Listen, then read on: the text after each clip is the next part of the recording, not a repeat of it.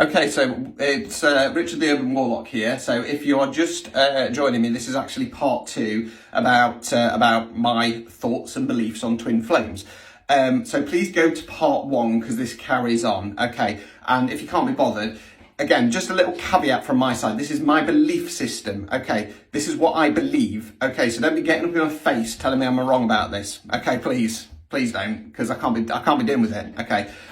I just want to voice this because I feel that, twin flames, the idea of it has become so mixed and, you know what I mean? So this is just my take on it. And personally, my take, I think it's a lot more logical. And I think sometimes when we're on a spiritual journey, we sometimes chuck logic out the window, okay? And at the end of the day, as I said in part one, we are all human. We are all here living the human experience. We are not souls yet. We are souls in a human body, okay?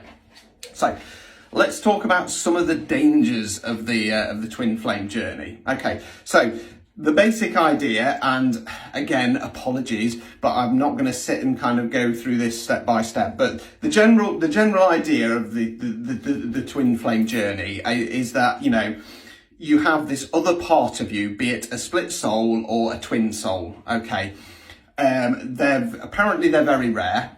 Although every other TikTok video when they're talking about love and soulmates, apparently it's to do with twin flame. Apparently they're quite rare. Not everybody will have one. Not everybody, even if they have one, will meet them. Okay, and they set out certain stages. Please look it up on Google because I'm not going to go through all of them. General idea is that you have this idea that you have one. You go looking for them. You find them. There's this ultimate connection. One party freaks out and is the runner, the other one's the chaser. There's a period of separation whereby the runner needs to settle. The chaser then has to try and back away, and then at some point they'll come back together. Okay, now, if you believe that, that is perfectly fine. Okay, and like I say, for me, I don't... The issue that I have with this is because that kind of stage process is very similar to something that you would go through with a karmic, and it is. Okay, the issue that I have is that if you're in a karmic relationship and let's say, for example, person A is in a relationship and person B is not. Okay. You meet, you get on really well, and you think, oh yeah, I might be the one. However, person A is in a relationship. Okay, let's say it's they're in a karmic relationship, so it's no good for them. Okay, but they're not ready to leave.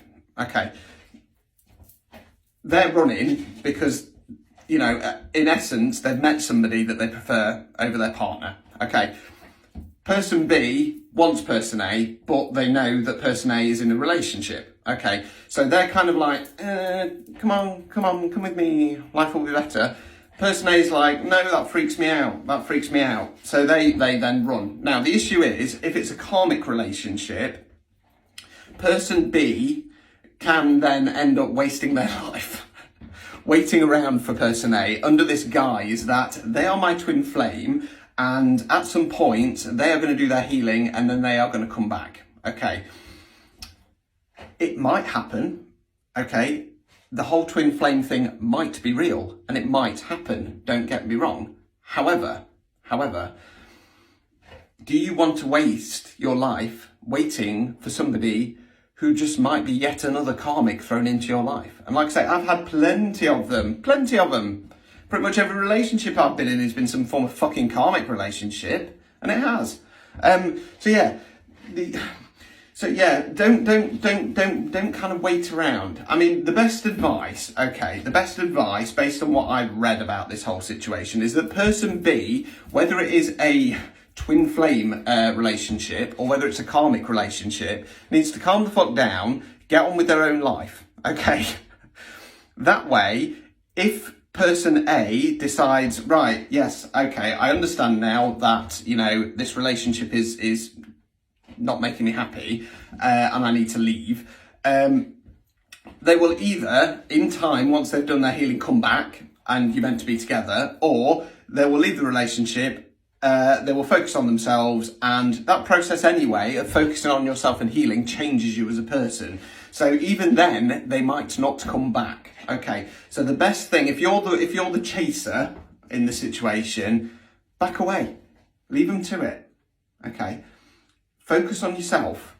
Remove this this kind of temptation, this idea that they are a twin flame anyway, because all that is going to do, whether you believe in twin flames or not, believing somebody is your twin flame, all that is going to do is keep you trapped and in a cycle where you're longing for this person. Okay, and like I say, they might not fucking come back. Okay, in which point you've given up your life and you've given up your chances of love for the sake of somebody based on an idea, on an ideology, on a belief. Okay, it's not worth doing. You know, in my opinion, like I say, each to their own. If you want to do that, that is perfectly fine. Personally, I'm not going to do that. I wouldn't do that.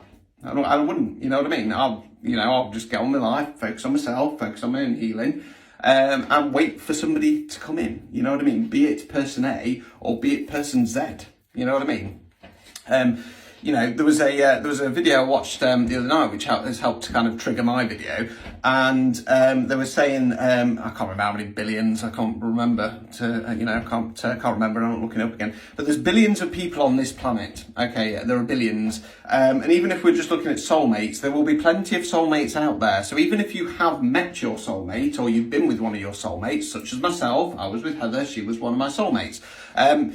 There probably will be another one for me in the future. You know what I mean? There's too many people in the world to say, oh, that's it, my chance gone. You know what I mean? So yeah, that was it really.